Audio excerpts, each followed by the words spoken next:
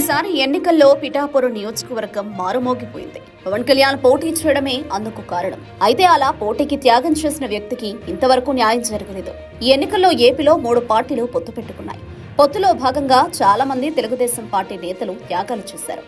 అటువంటి వారిలో ముందు వరుసలో ఉంటారు పిఠాపురం వర్మ.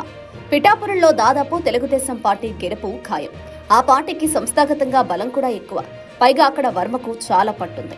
గతంలో ఇండిపెండెంట్ గా గెలుపొందిన చరిత్ర ఆయనదే. అటువంటి చోట 2024 ఎన్నికలకు పూర్తి ప్రణాళికతో ఉండేవారు వర్మ.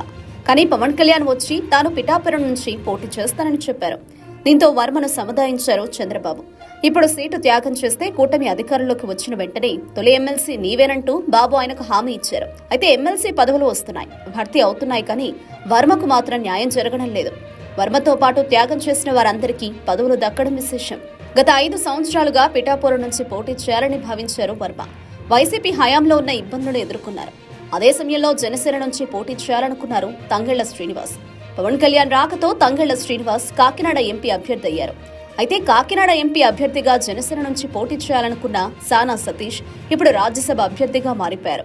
కానీ వారందరికీ పదవులు దక్కినా వర్మ త్యాగానికి తగ్గట్టు మాత్రం ఇంతవరకు పదవి దక్కకపోవడం అనుచరులకు మనోవేదనకు గురిచేస్తోంది. మరోవైపు అనకాపల్లి పార్లమెంటు స్థానం నుంచి జనసేన అభ్యర్థిగా పోటీ చేయాలని భావించారు నాగబాబు.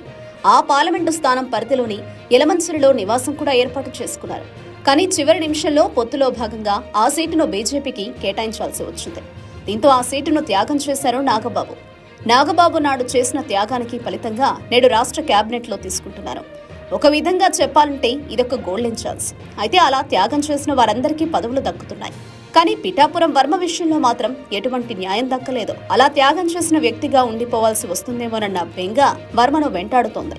మరి ఆయన ఆవేదనను విని చంద్రబాబు ఛాన్స్ ఇస్తారా లేదా అన్నది చూడాలి.